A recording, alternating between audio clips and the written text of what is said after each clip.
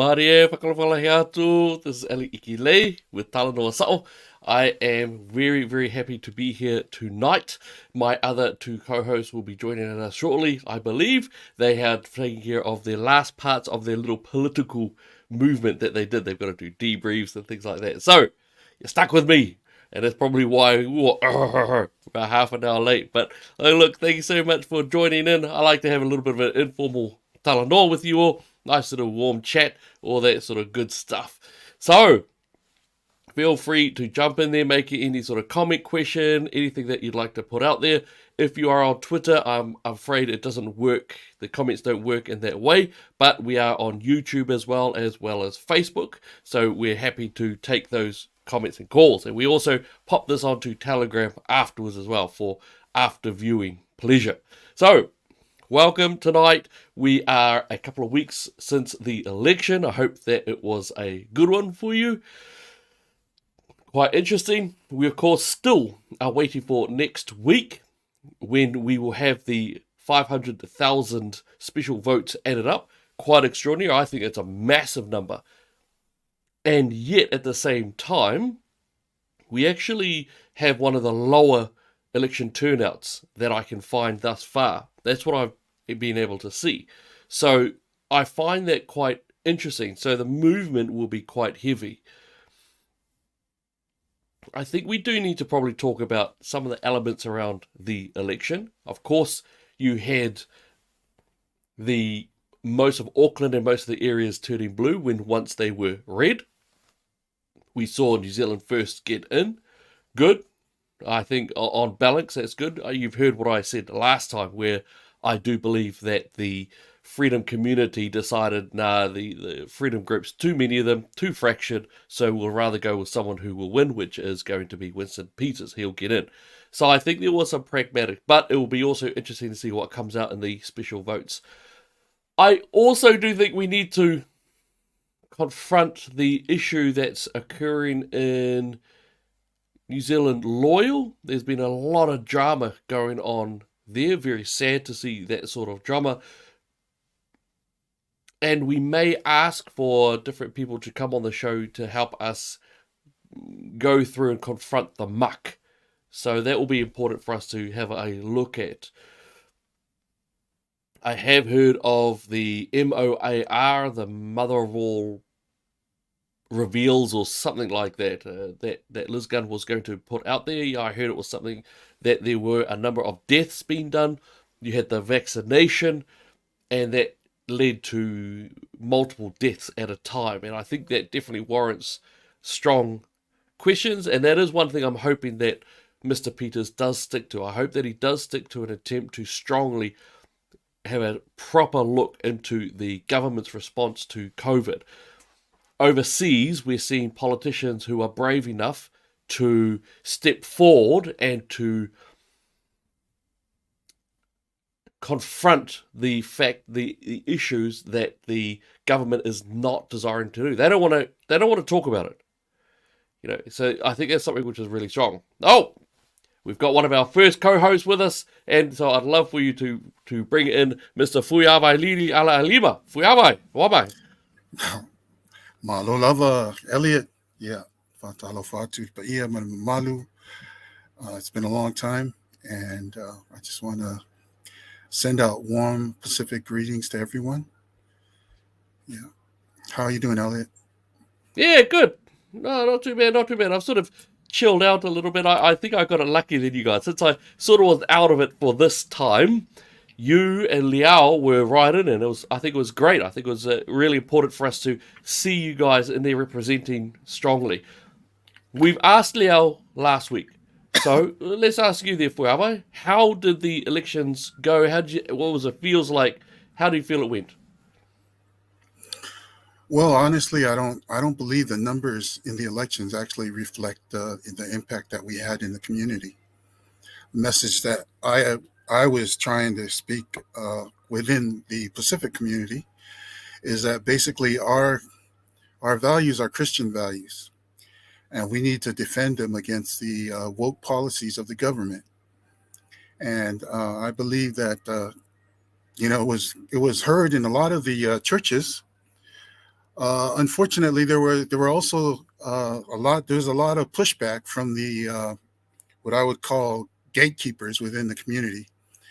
These are people who I believe have become compromised because of their support for the Labor Party, and they didn't allow me to come into their church. They didn't allow me to speak to anyone in the congregation. Ah, And interesting. yeah, so I got a lot of that, and I think there's a lot of people who agree with what we're trying to do. Because basically, I'm not trying to change anything. I'm just trying to defend our way of life, and I can actually see that um, down the road, this is going to become an issue. Right now they might not think that it is, but it will certainly become an issue. And regardless as to whether the national party is in power, because just changing the government is not really changing anything at all, because they're going to go ahead with a lot of the policies that were implemented by the Labor Party government. And Mm. unless we get rid of those things, I think we're gonna have a real problem in the future. So yeah, and I think you're right. The What was interesting as well, you're in Mangere, and I noticed that while most of the areas at least had a thought process, at least they had a thought process, but in the hard South Auckland states, where Labour basically has a grip hold on their mentality, they still went straight for Labour. And I was discussing this, openly discussing it with different people within the Pasifika community. Not one, and I truly mean not one. There was zero outside of this. Every single one that I spoke to ended up going to, well, it's a free vote. But they didn't want to, there was no ability, none, to say Right. why would they vote for Labour. None.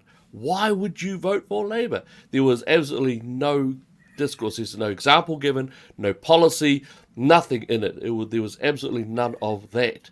What I did find was a lot of people just chose not to vote. A lot of Yes. the Labour voters just chose not to vote, and I think that's quite extraordinarily fascinating from a psychological groupthink style of thought, because it shows that you're not willing to put your vote into who you think would do a better job.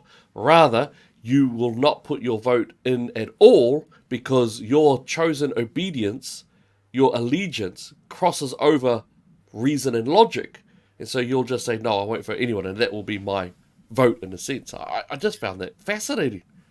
Yeah, I think that uh, we are always going to be running up against it in terms of the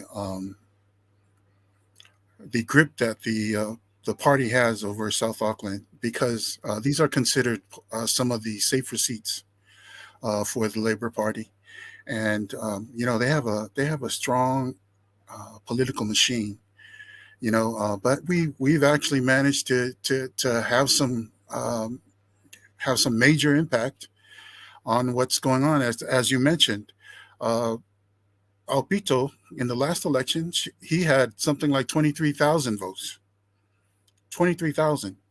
And, until we get the final tally, which is probably going to be released next week, we won't really know uh, how many The votes. current Yeah, Maangali one. Mm. right. And that's because it stands now at something like 6,000 or something like that. But that's a big drop from 23,000.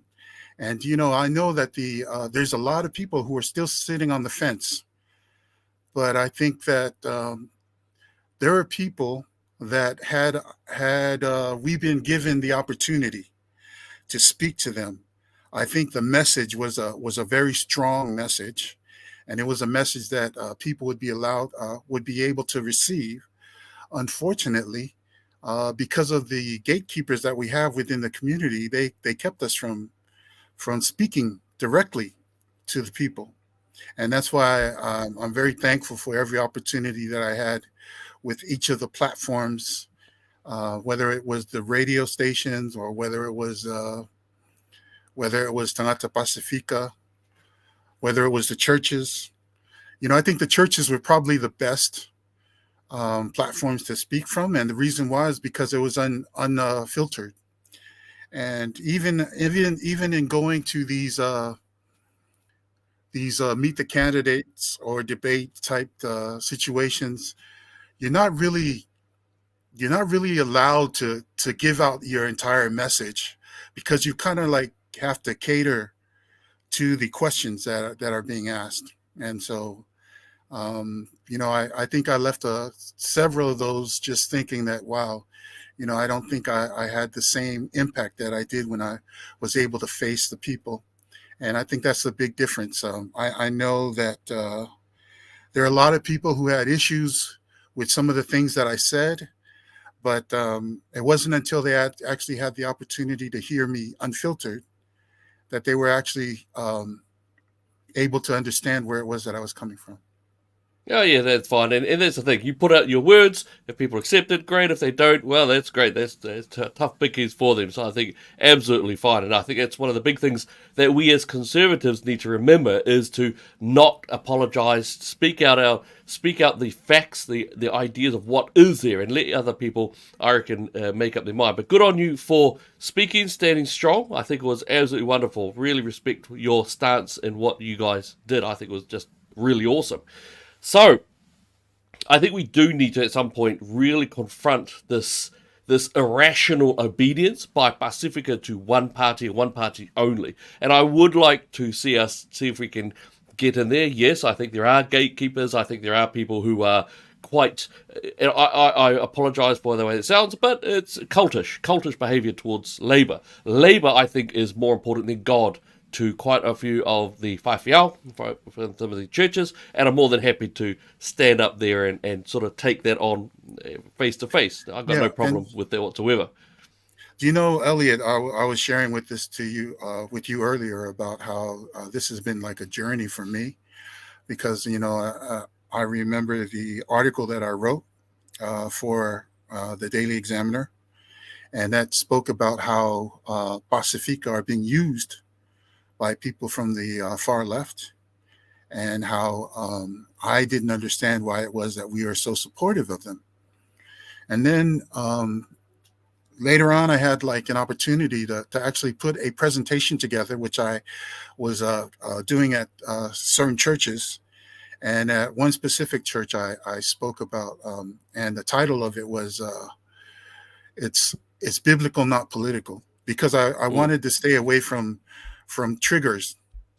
Because one of the things that you find is that as soon as you mention the name of the party, people will immediately kind of like close their ears to anything else that you have to say, regardless as to what it is that you have to say, whether it's good or for them or not. And so that was how I came about coming with this presentation, the title, which was "It's Biblical, Not Political." And the reason why is because I wanted to show people that these are issues that were in the Bible long before they became political. And that was everything from abortion to transgenderism to homosexuality, all of these kind of same-sex marriage, and everything like that. Mm. So I avoided mentioning any names of any parties, but I said, hey, this is what the Bible says about things, and if you have a party that you're involved with that actually preaches these things, then you need to question whether or not you're being faithful to you know to your beliefs.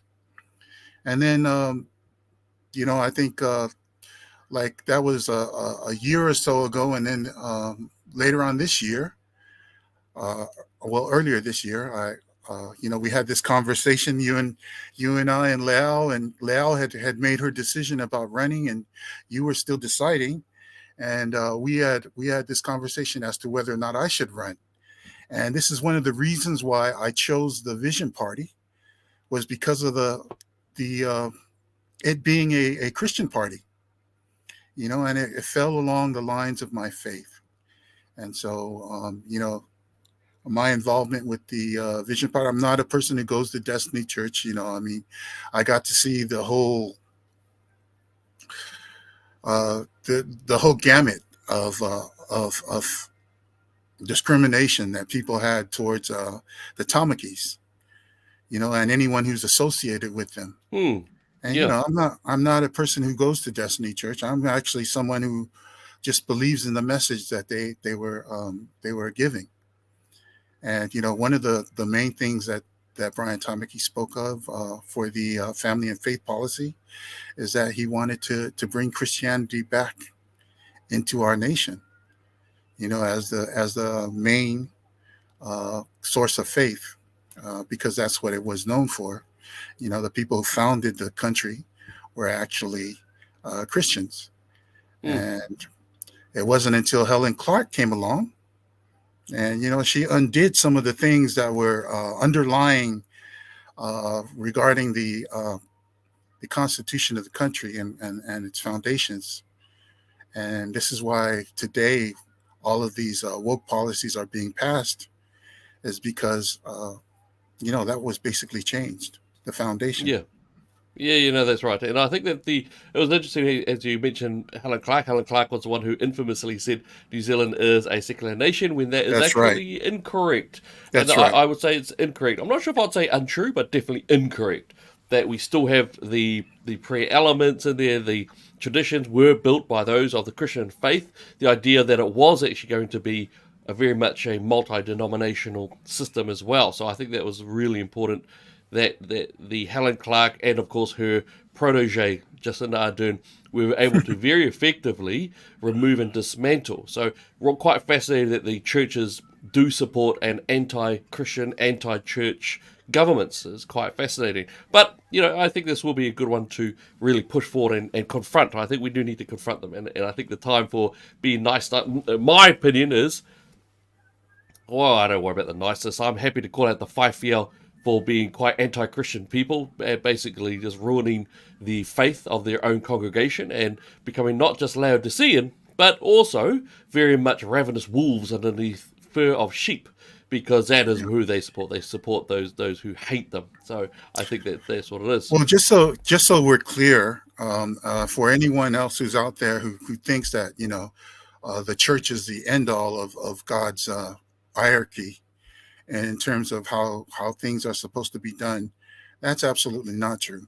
Because if you read the Bible, every believer has an obligation and a responsibility towards the things of the faith. I mean, this is exactly what Paul speaks of. When he talks to the different believers about not being ashamed of the gospel of Jesus Christ. He was speaking to people who were not pastors. He was speaking to believers. That's what the Mm, Bible is full of. You know, admonitions towards how we should behave and how we should uphold our faith. And so I think that in a way, the church is partially responsible for where we're at in today's situation. And mm, society being the way it is, I think the the leftists have successfully intimidated those of us who are believers into being quiet and mm. being silent. And they call us names and all kinds of different things. And we need to be able to stand up and speak out. So Mm. Yep. No, well said. Well said. And on that, actually, it was quite interesting. We've just, of course, yesterday a very powerful message came out there from Maori leaders, and it was interesting. But the Te Pāti Maori co-leader Debbie Ngare Wapeka, she has brought out this. She attempted to, or the Te Pāti Maori backed her up, and Ngare Wapeka Debbie, she wants the Israel ambassador to be expelled if Israel does not immediately implement a ceasefire and open, safe humanitarian aid corridors to Gaza. I looked through the Te Pāti Māori sites as well, and I could find absolutely nothing condemning the terrorist attacks on the innocent men, women, and right, children, the rapes and the shootings and the murders of the girls at the music festival, the slaughtering of families that happened on the motorway systems. The I think there is a quite a fascinating anti-Semitism trend that is coming through, and Te Pāti Māori is absolutely pushing this racism, this anti-Jewishness that we are seeing coming out. It's quite fascinating. So that came through, but what is really powerful is that Māori leadership across Aotearoa, that they addressed the statements of Te Pāti Māori. They basically said her statements were not based on fact. That she said in here as well. Overwhelming evidence shows that the cause of the strike at the hospital in Gaza was a result of a missile right. fired by Islamic Jihad terrorists. This, of course, is the one where the authorities, the Palestinian authorities, have reported 571 people died in that hit. Well, it looks like it was a Hamas missile that misfired. There is multiple screen recordings and video footage of different angles, even from Hamas fighters themselves, as well as a little hidden wiretapping that occurred in a conversation between the terrorists. So that's what it looks like. And yet, Te Pāti Māori still maintains their disinformation. I think it's disinformation at this point. I think that they know that it's absolute falsehood, but that they got to still roll with it. What was really cool, I found, was the signatories. These are the signatories here. Yeah.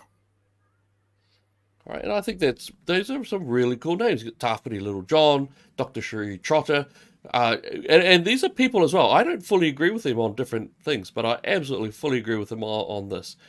Look at Brad Harvey. Very cool.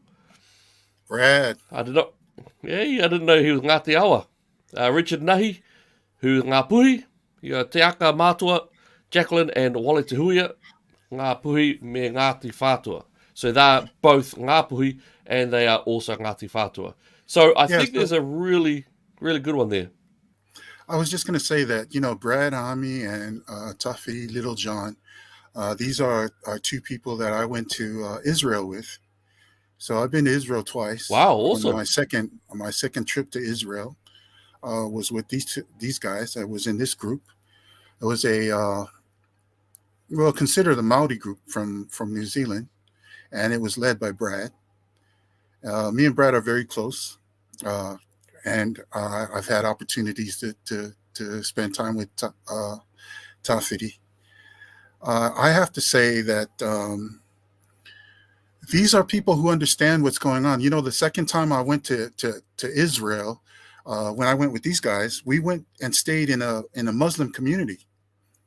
And so we understand the way a lot of these Muslim people feel and how they are, because when we stayed in that community, it was just outside of the old Jerusalem. Sorry, outside the walls of old Jerusalem. And I'm telling you, these guys really appreciated what the Israeli government did, and just like the LGBTQ community, which is what I say all the time. They like to put up all this fuss and make all this noise and everything like that, as if they represent the entire gay community, when in actuality, no, they're just them. If you were to actually look into it, you'd find that there's plenty of people in the gay community that don't agree with those people that are in the LGBTQ community. They just happen to be really loud, and the media, for whatever reason, seems to give them a lot of airtime. The thing, it's the same way with Hamas. Hamas, they don't represent all the Muslim people. So there's a lot of Muslim people that don't agree with what it is that these people do. The Israeli government actually mentioned that when they go in, they're not going after the Muslim community, the people in Gaza. They're going after the terrorists, Hamas. That's what they want to get rid of. So all this ground offensive and all this stuff that they're doing is all stuff that they're trying to put together to get rid of Hamas. And the reason why is because they've given Hamas how many years in terms of opportunity to come and meet with them and create peace with them. And all they want is part of. If you read the manifesto of Hamas, you'll see that they actually call for the annihilation of Israelis, of all the Jews. They want to get rid of them. I mean, this is Mm, this is not even the state of Israel. They want to kill the people. They want to kill the people. So mm. I Yeah, yeah, mean, yeah. this is why this thing happened. Mm. So Yep. Yep. No, no, you're absolutely right. And that's, I think, what's fascinating is around the world now you've got a great deal of protests going on, and it's not just pro Palestine, it's actually pro Hamas. It's pro Hamas ideology. It's effectively it's Nazi ideology that we're seeing, and I think that's quite a fascinating phenomena because New Zealand, I think, is starting to facilitate a very not just anti-Jewish, but an oncoming of violence of something that we saw in 1930s Germany, which did lead to the mass murder of 6 million Jews. I think that New Zealand is facilitating this. I think it's quite extraordinary to see the different people in there. They're calling for hunting Jews in the UK. They were very loud and proud about that. Even in terms of New Zealand, we did have one. This here is a picture of a young lady in Aotea Square. This was only this weekend just gone. And there she is. Please keep the world green. There's a humorous recycling sign in there as well. And it's quite extraordinary. They've got Israel in the bin. Quite extraordinary. They are anti-Semitic. calling for some. Oh, it's absolutely anti-Semitic. It absolutely is. Yeah. There's So no this is racism right there's no here. doubt about it. Yeah, Yeah. they are. They're effectively being quite genocide friendly. This also here was coming out is from another person here that's got a Palestinian Pac-Man and he's chomping, eating, consuming all of the stars of David. This is the genocidal movements that we are starting to see fermented within New Zealand. It's quite fascinating that it's got there. I also found this as well. This was quite interesting. There's a bit of a meme that's going around Twitter. It's a bunch You've of got dummies. queers for Palestine, hey? It's like, Yeah. bro, they They should chuck you move to off buildings. Palestine.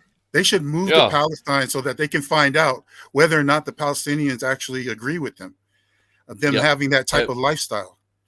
yeah. It's extraordinary, just extraordinary to see what's going on there. Look, we've got a bit of a comment here by Joe Dickens. Joe saying, can we talk about local businesses being robbed and ram-raided and how we can't afford to keep fixing this? Fascinating. And then Joe's actually followed that one up by saying we've been robbed 4 times in 5 weeks. Gas stations are being robbed. You're absolutely right, Joe. And gas stations were always quite high risk, but at the moment it's just wanton. In fact, I've only just found out. I can't believe I usually keep my ear quite close to the ground. I didn't realise, but I've been hearing from some of the dairies in the CBD, Auckland CBD, where people are just going in there and they're doing what they're doing in the US. They're basically going in, taking, and then just leaving. They're not even grab and run. They're just taking that. And for them, if they do it under $20, then the police will not come and take them in. They Yeah, will that's right. not. So you've got them they know exactly what price to get, and they constantly just have an open door going in and out. So I think that is something which is really big. The government, Mark Mitchell is going to be the main guy to watch in terms of crime and criminality going on. Labour Party absolutely stuck our crime gang memberships on steroids, blew it up to the spot, and we are in the mess. A lot of it is to do with the Labour Party and the Greens' attempts to constantly have home detention given for anything and everything, That's right. including killing people.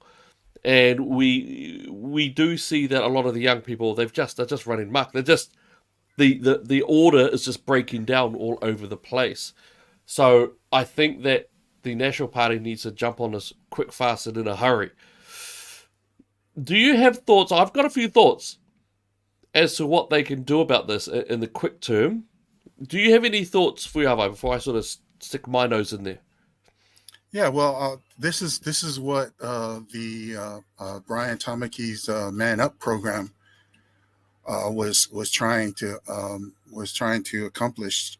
Just recently, they came out with a program where they would actually inform storekeepers that they were available if they wanted to, have them call them, and they would send in some people from Man Up to try to speak to the young people that are in the area to find out what's going on, because they actually have a lot more street cred with these folks than some of these storekeepers. Mm. And what I was going to say is that this is just exactly what I was saying about in my campaign when I talked about change is not change unless there's change. Uh, like you said, we should monitor this guy, whoever. What's the guy's name again? That you mentioned that would be in charge of criminality in the Oh, country. right, you mean Mark Mitchell, yeah, Yeah, national Mark MP, Mitchell. yeah. Right. So the thing is that these light sentences have been implemented by the people who were in the government before this government came into power. Now, from what I understand, a lot of these things uh, are not going to be changed. Mm. You know, a lot of these policies are not going to be changed. I mean, we'll see. I think they will be. I do. I think first off, I think the main problem, or one of the big problems that we had, I mean, Labour was just making it easier, but there's no smoking gun. But we all believe that Labour was the one pushing the home detention for everything. But a lot of the issue also stems around the judiciary, the judges. The judges are the Yeah, ones who make absolutely. these This is what sentences. I mean. But the national government is known as ones who improve law and order. They do improve it. Now, don't get me wrong. I don't vote national. I've got issues with them massively, but they are out of the two big parties that most New Zealanders do vote for. They do. The National Party will be the one who fixes law and order a large way in it. I think that where we're at in terms of law and order in within the country, there needs to be like a major overhaul of policies that were implemented by the former government. And unless that happens, I don't believe that there's going to be very much change. And that's the reason why I'm saying that, you know, in a way, these you're looking at they said the left wing and the right wing are two wings of the same animal, you know, the same bird. And it's like we call national labor light for a reason. And I think that we're going to find out. I mean, you know, I mean, Mm. I'm obviously saying all of this stuff, but you know, I could be proven wrong if as time goes along, we see that there are changes that take place. But you know, I, unless there's I, some I, major overhaul, I actually don't believe that that's going to happen. oh, yeah, fair enough. I think for myself, the way I look at it, I've always tried to look at policies and issues in a prevention, management, intervention sort of style. And in terms of that, my thoughts would be that prevention has always been very clear. Always is repair the family unit that the governments have broken, because at the heart of the destruction of people, the destruction of values and moral systems, and even the economy, lies the family. The family is needed to be destroyed before a government can take over in true Absolutely, totality. absolutely. So, in terms of a prevention factor, rebuild the family unit. The number That's one right. cause of the criminal activity, the murders, the rapes, the burglaries, the drug taking, risk taking, prison, all of that is a broken home upbringing. It's not white people, brown people, it's not poverty, it's not education. It's not. It is indeed the being raised up in a broken family. So that's a prevention section. Then you've got your intervention elements, and that's your man up programs. The one where it's a great sticker resource because they know who does these ram raids, they know who does these crimes, and they're able to get in there. So if they've got a sticker onto dairies and shops, then they can move into there. The one that is sometimes going on, and Joe has brought up a little element here, And I'm just breaking in there. Erin's also putting one in there as well, which is lots of car break-ins in my local area here in New South Wales. Absolutely hear Erin. I spent years in New South Wales over that. So Joe's also brought up that weren't even over age, and that's absolutely fair. And in this regard, I think that you can have those MAC camps, the army camps. I was doing youth work when those original MAC camps came out, and that's the ones that the Greens and the Reds say they don't work. They are absolutely full of crap. Those do work. The problem is that there's no work done on the family or the environment back home. So when the MAC camps do work, because they do, and then the child comes back, they spend the next couple of weeks doing their best, making their bed, trying to make their mum and, well, trying to make whoever is the family member or the caregiver proud of them. And when it's just not coming through and their friends slowly chip away, going, gee, come on, let's go, let's go, let's go. After a while, it just breaks down and then they go back. And now it becomes worse because the next intervention program has to be even better than the original Max Camp style. So that's why that system does not work. Now, organisation I was part of was very strong about having a what we called youth boot farms, and that was where a youth was sent off into a deep rural environment. And there were ones like horticulture, there was animal husbandry, there was you had your your clinical psychologist, all of the wraparound services, but they were in a very deeply rural sector where it would have taken ages, days for the young one to get out. And they'll try to run, they always do. That breaks down. When that breaks down and they come back tired and hungry, that's when the therapeutic sessions can start. You can start to correct the young person, and I do mean young person's behavior. Now, what happens at that point is you also have the family being worked on at home using what they call multi-systemic therapies and things of that nature. But there's a whole raft. It'll take me too long to describe it. But there are intervention programs that do work. And the fact is, it remains removing them from the gangster environment that they're at, the idiotic friends that they will have around them or that they are influencing. And it also means to take them away from the family so that the family can, one, have a breather, and two, they can actually be brought up to speed on how to parent a Elliot, child. I appreciate all of that you're talking about, but this is exactly what I'm saying. You need Yeah, to do a serious overhaul of yeah, of yeah, of of the system. yeah. Because all of these things are interrelated. The Mm, family is connected to crime. The family unit, the breakdown of the family unit is connected to the rise in crime, poverty levels, domestic violence, all of this stuff, the increase in suicide rates. I mean, all of these things are all connected. So unless we see that whoever's in charge of this is working together with whoever is working on trying to reestablish the family unit, we're not going to see any effective changes take we place. won't.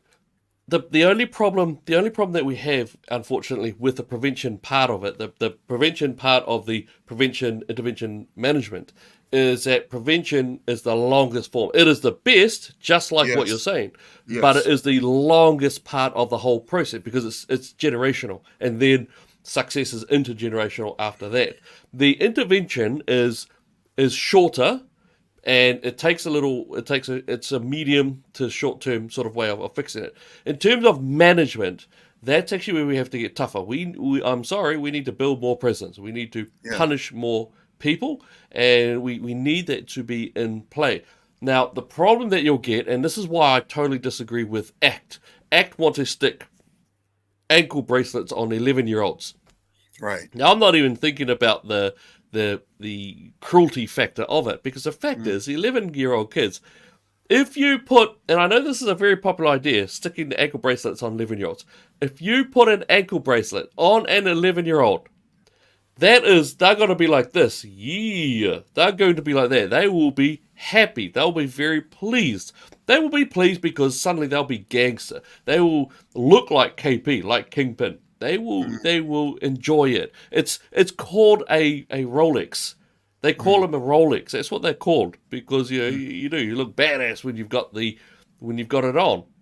Mm. When you talk about your sort of your high risk youth elements, a lot of it's just going to the top of the pile in terms of intimidation and fear. And the reason for that is because they just want to be safe.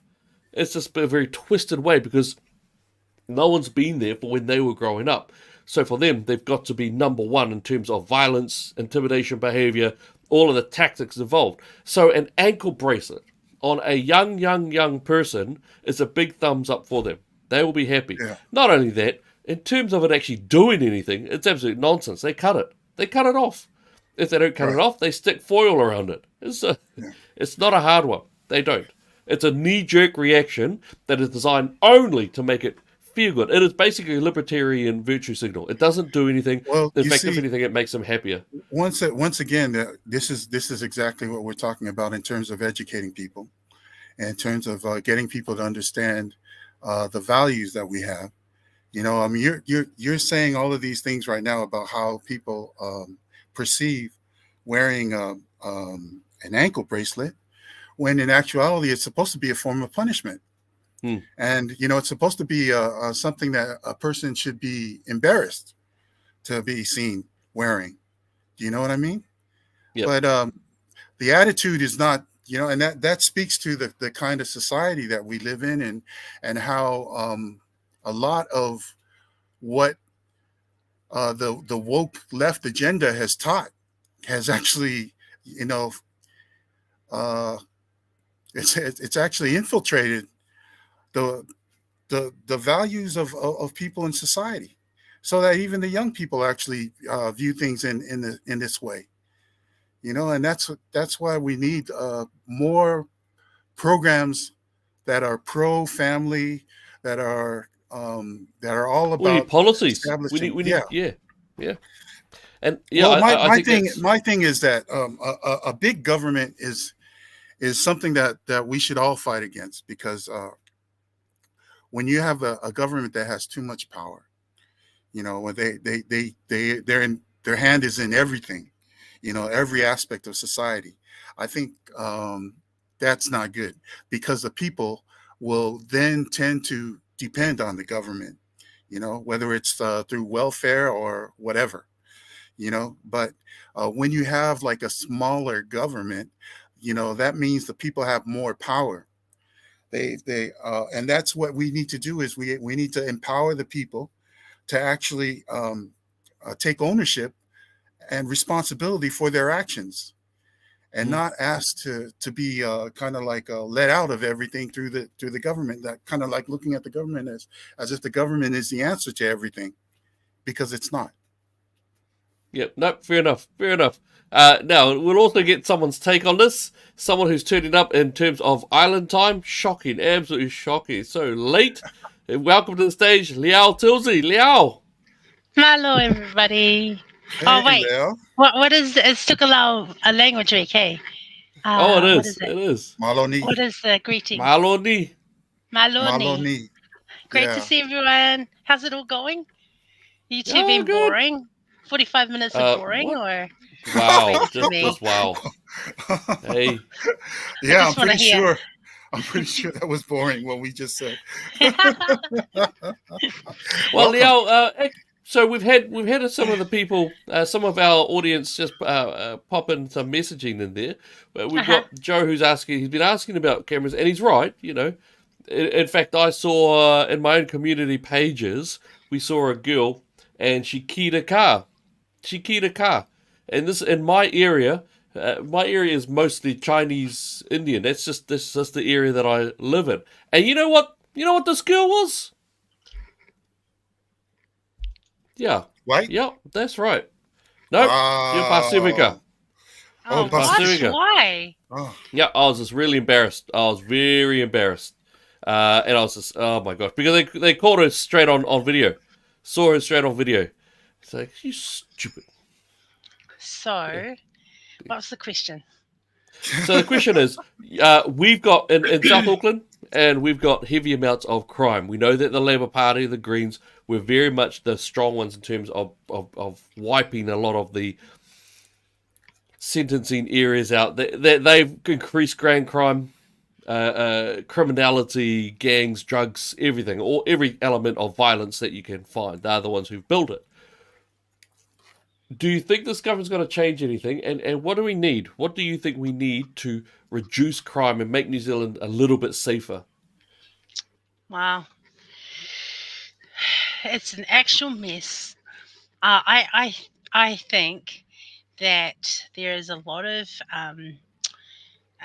laws, not maybe laws, but things that they implemented to actually reduce the crime payment for crime. So Hmm. most of our young people are not paying for half of the stuff. In fact, spend $1,000 worth of KFC to bring them down from. This is the kind of Oh, that's are we right. are we Oh, rewarding are we rewarding you know are we bad behavior. rewarding it with this kind of behavior that needs to stop, and it actually needs to. They need to review that. Our justice system. Our justice system is a What joke. justice system? Yeah, that's right. Our justice system, our just even our policing. Like, there's just so many. We had so many years of trusting. Our police, our government, and little by little, we've allowed this to.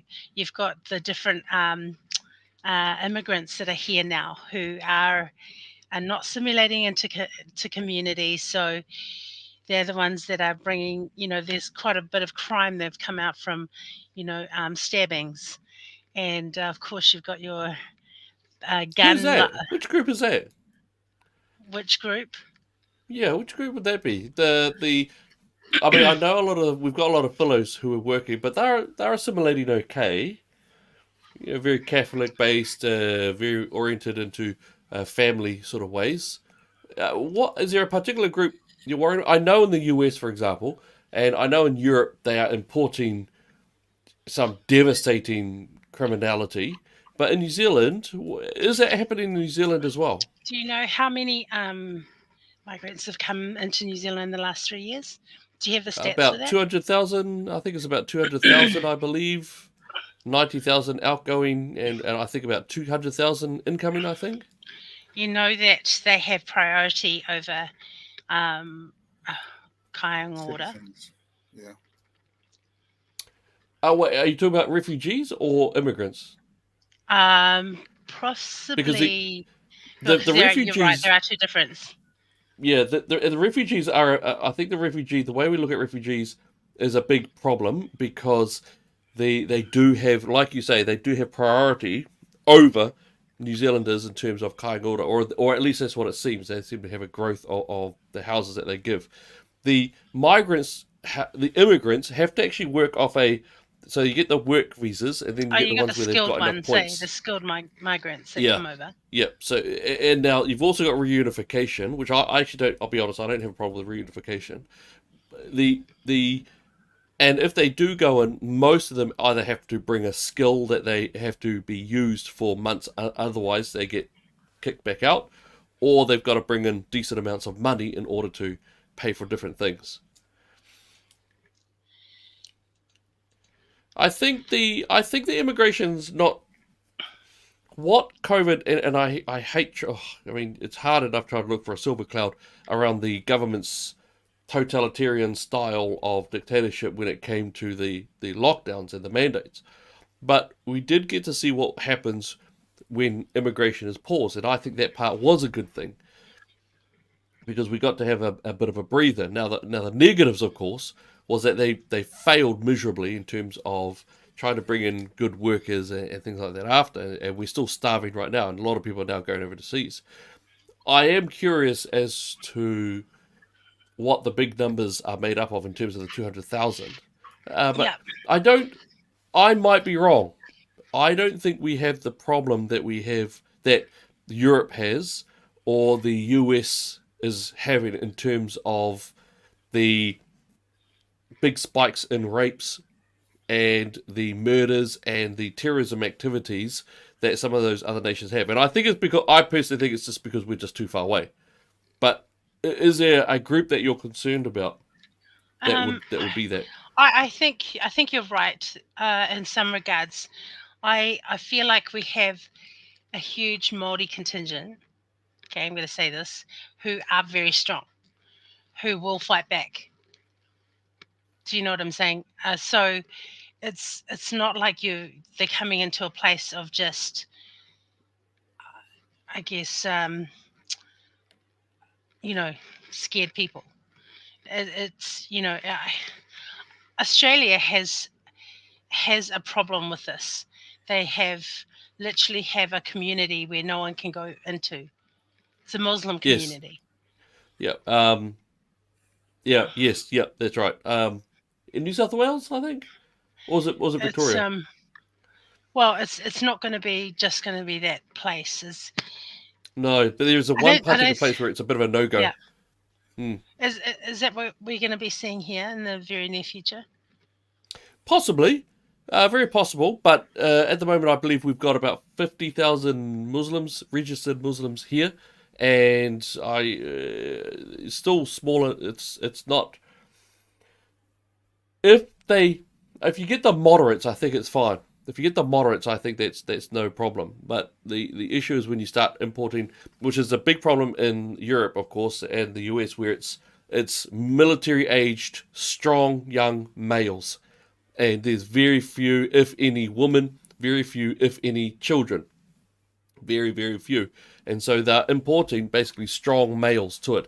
And I remember very recently in an interview, one of the clerics, who is Australian cleric, he was putting out there that these are the same people that Saudi Arabia will not take, that Qatar will not take, and these other areas will not take these quote unquote refugees or illegal migrants.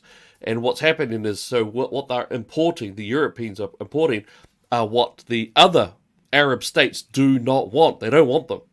So that crew is going straight to Europe, and that's where you're getting your murders, your beatings, your massive intimidation problems. You're getting your rapes just spiking through the roof, and Right.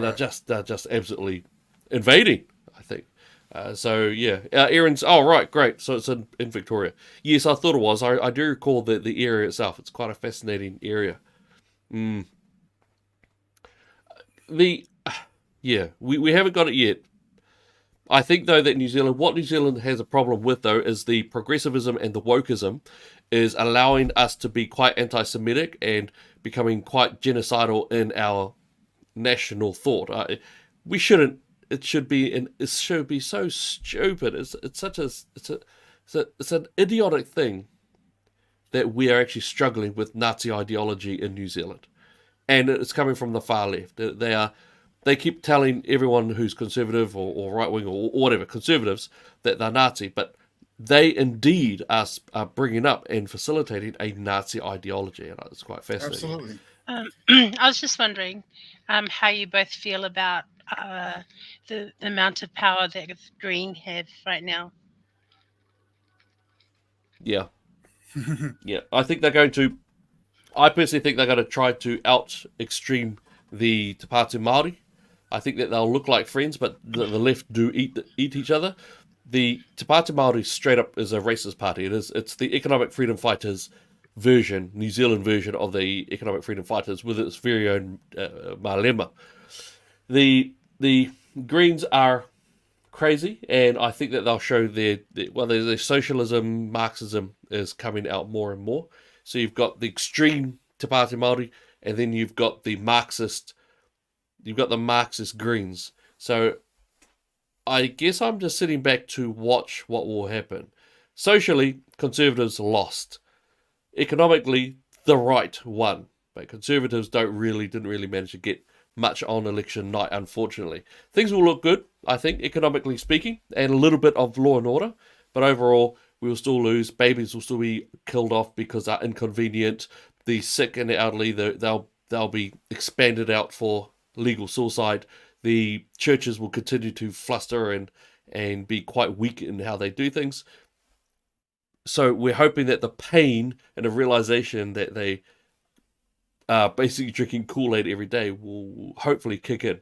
But it's something just to check in on anyway. That's my thoughts. What do you think, Fuyama?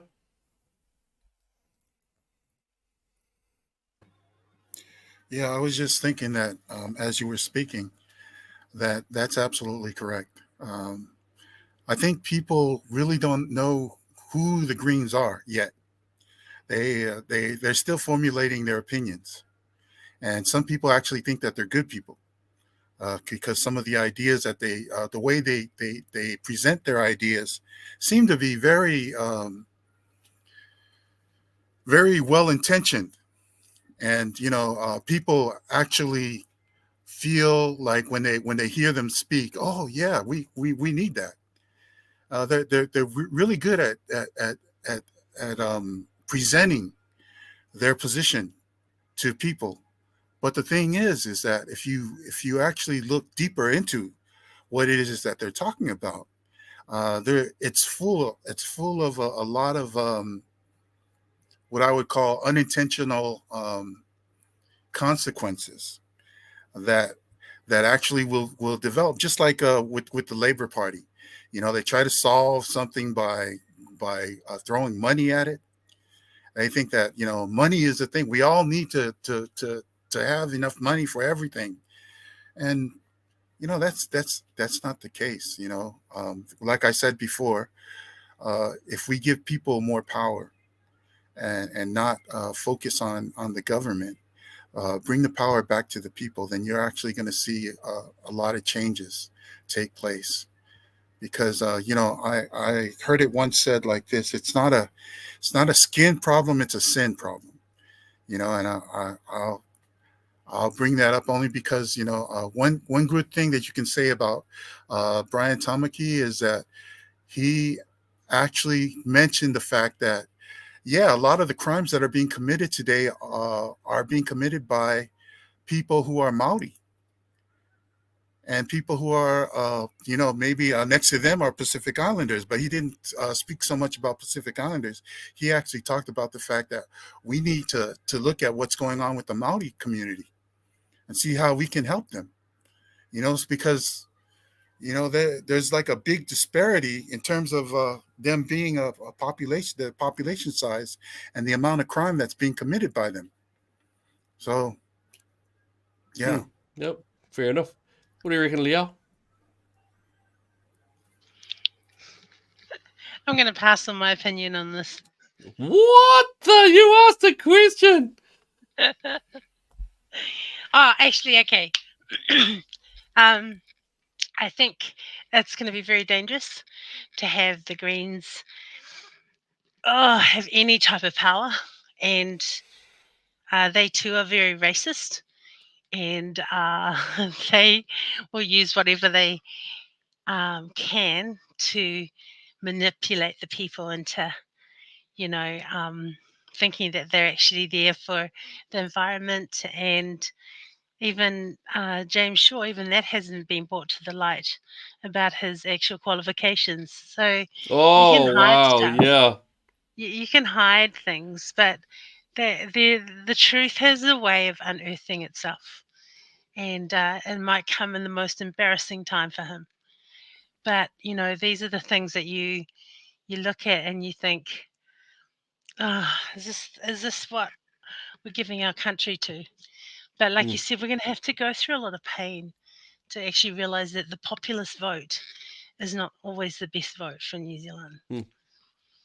Yep. Nope. Fair enough. Fair enough.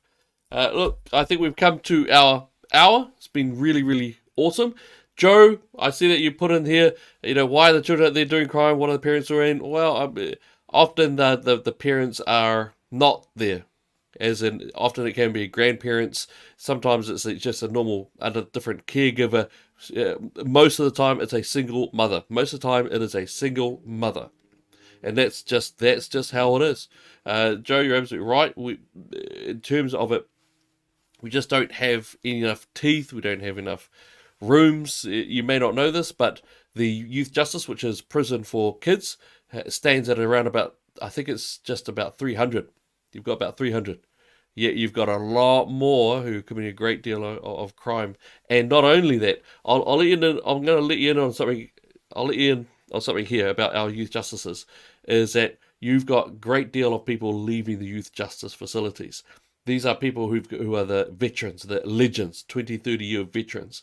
They are having to deal with something called the trauma-informed style of doing things, which means that you can't punish them because that could perhaps kick off or trigger some sort of traumatic event in the 15-year-olds who's been stabbing people in their mind. So the idea is that you can't punish them. That's the idiotic thing about that situation. There's a lot of problems, but we're going to make sure that we keep up to date with what's going on. We've got some more people to interview. Liao, if we are, I was also referring to actually we're looking at perhaps confronting what's been going on in the New Zealand Loyal Party, and maybe we can actually get down to the nitty gritty and have a good old chinwag with some people who are involved in it, because I think we do need to. It's important to have a look in. But I'd love for you to put in your final thoughts, right, and then we'll finish up with a bit of loto, and then we'll call it a night. So, Liao, did you want to go first there? I just think there's a lot of work to do, a lot of work to be done.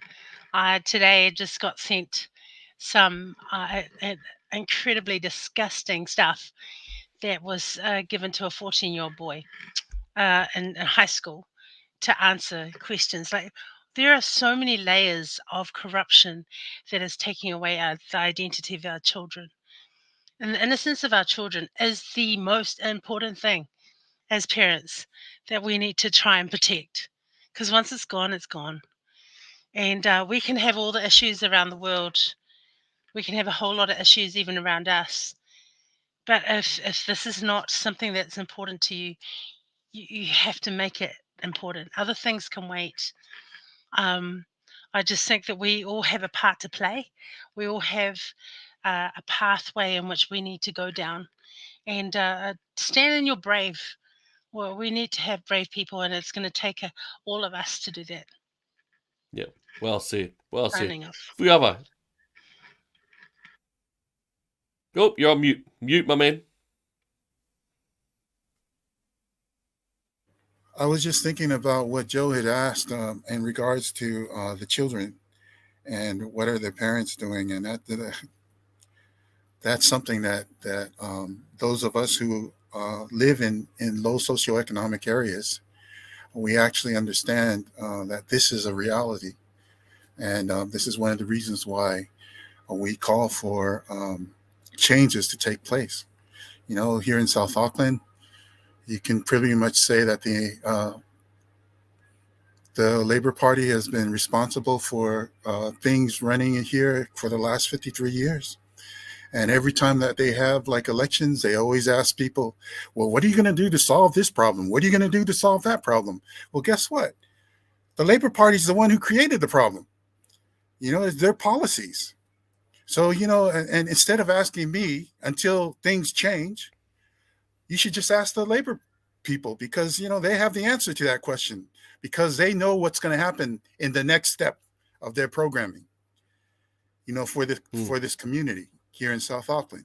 So until we see change, we're going to be dealing with that. And, even though, we didn't win in the elections, but that's not going to, the purpose for being able to run, in my personal perspective, was to try to use the platform to get this message out. And that message, this problem is not going to go away until, regardless as to who who won the election, there still needs to be work done. And so this is the reason why I believe that, as Liao mentioned, the work continues. And so we're going to continue doing this, and we look forward to changes that are going to take place, because we believe we're hoping and we're praying that the next time elections roll around, people will be a little bit more open-minded. And I was going to say that pain is a big motivator for people to change their ways. And I think that there was a little bit of pain that people felt, because you could see that there was some changes going on. But I don't think there's enough pain. Maybe people need to really experience what it's like to hit rock bottom before they come to that conclusion. Well, maybe we're not doing things right. So Yeah, that's my Yep, fair enough. 2 cents. Sounds good, sounds good. So, no, awesome. Loved it. Loved what we were discussing as well. Really important. We're going to make sure that we keep on discussing these sorts of things. I'll be making sure that my timekeeping is better next week. Right, it'll be 8 o'clock, not 8:30. So I do apologise to everyone. And thank you to our audience for checking in with us and asking some good, strong questions. Love it. Always awesome. So, in the meantime, dear Lord, thank you so much for every breath in our bodies. Thank you for the life that we have. Thank you for the good things and the bad things. Be with us. Help us to fight hard for another week, another day. And let us make sure we go forward. Give us the opportunities in order to make this world a better place. We thank you so much for every day you give us. Thank you for the ideas of family, of relationship, and even if we don't have anyone in our lives, even just that normal mixing of people. We thank you so much for giving us those chances. In Jesus' name, amen. Amen. Awesome. All right. God bless you guys. We'll see you again soon. Aquí